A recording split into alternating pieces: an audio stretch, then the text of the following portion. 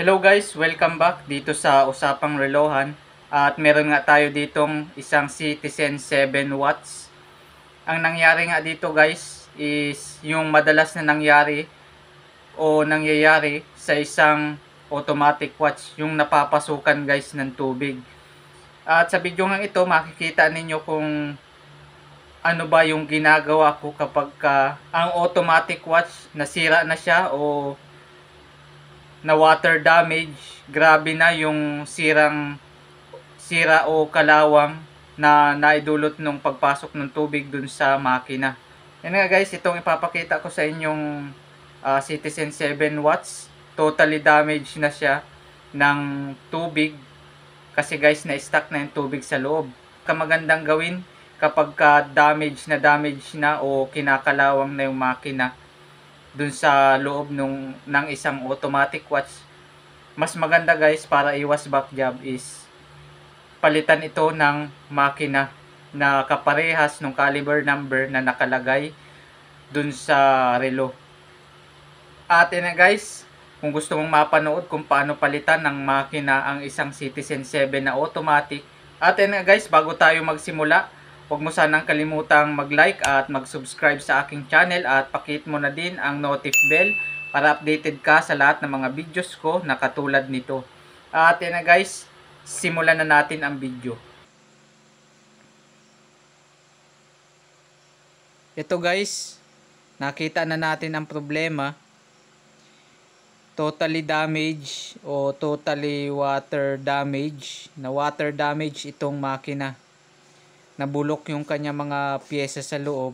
Kasi nga guys, na stuck yung tubig dito. Nung nabasa itong makina, hindi na pinaayos agad at na stuck yung tubig sa loob. Kaya guys, nabulok yung mga piyesa nito sa loob. Ang solusyon nga dito guys kapag ganito, hindi ko na ito nire-repair. Pinapalitan ko na ito ng makina para iwas back job at para maayos yung pagkagawa. Ito guys yung dating makina, na water damage na, pati yung kanya mga seating at calendar side siguradong nag-i-stick na din yan at bulok na yung mga piyesa sa loob. At ito nga guys yung bago nating ilalagay na makina. At papalitan na din natin ng kamay at muka para magmukhang presentable at bago itong Citizen 7.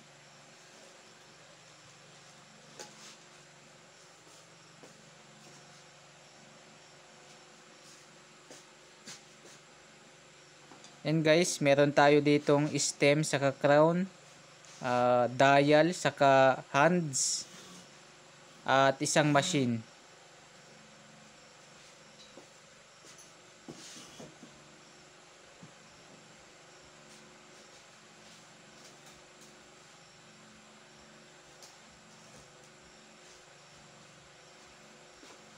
At yan guys, ididikit ko na itong dial dito sa washer nitong makina.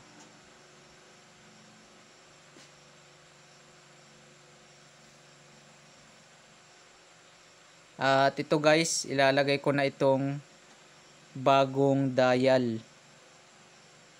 Kasi guys, yung dating dial na sira na siya ng tubig o na water damage na, nabulok na. Ito guys, tatanggalin ko itong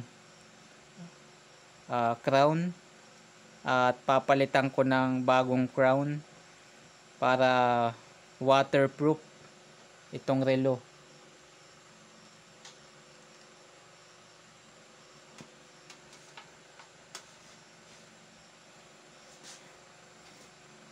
Ayan guys, ilagay na din natin itong isang set ng bagong kamay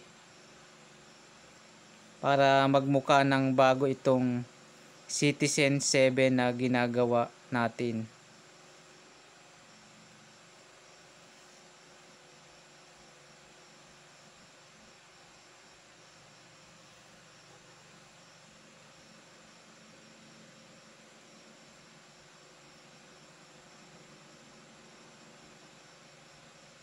Ayun guys, goods na ang kanyang itsura. At ilalagay na nga natin ito sa kaha.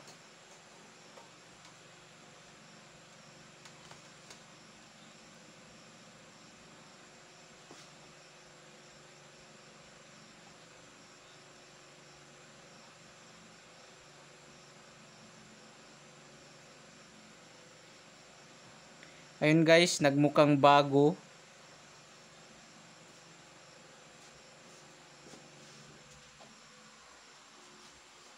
Ayun guys, okay na itong Citizen 7 na automatic.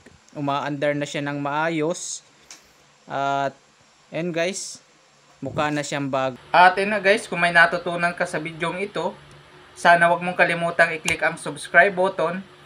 At ayun na guys, salamat sa panonood. At sana magkita tayo sa susunod ko pang video na i-upload.